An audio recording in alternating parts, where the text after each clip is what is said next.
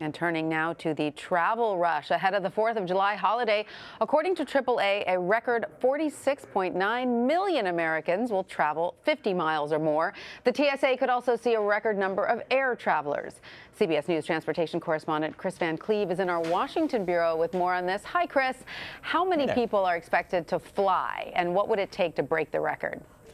Well, so AAA is expecting or estimating that some 3.8 million people, nearly 3.8 million people, will be traveling during the 4th of July holiday travel season for the 4th of July. That's in addition to all the people who are planning or traveling anyway. Now, the TSA may see as many or more than 2.7 million people go through checkpoints at airports today. That's passengers and crew that would be screened.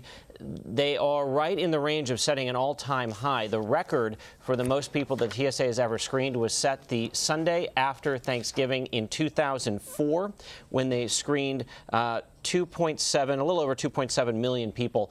They think they may break that record today. Ooh. So obviously, if you're flying today, allow yourself some extra time. And, you know, they have steadily increased the scrutiny on carry-on bags over the last year. So if you're in the standard lanes, if you don't have pre-check, if you're in the standard lanes, you're going to be asked to take food, liquids, any electronic larger than a cell phone out of your bag. And if you have powders, you may be asked to take those out of your bag as well.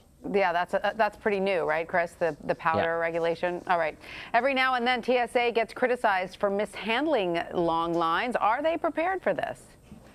They think so. You know, if you look at the last few weeks, you can see quite a traffic jam at LAX right there. The last couple of weeks, you have seen travelers going through checkpoints at a rate higher than the Friday before Memorial Day weekend or the Sunday of Thanksgiving. Last weekend alone, they had 3 days where they were well over 2.6 million travelers that they screened. So you will see some lines at checkpoints that could have you wait 20, 30 minutes. If you have pre-check, you're generally speaking sailing through in about 5 minutes.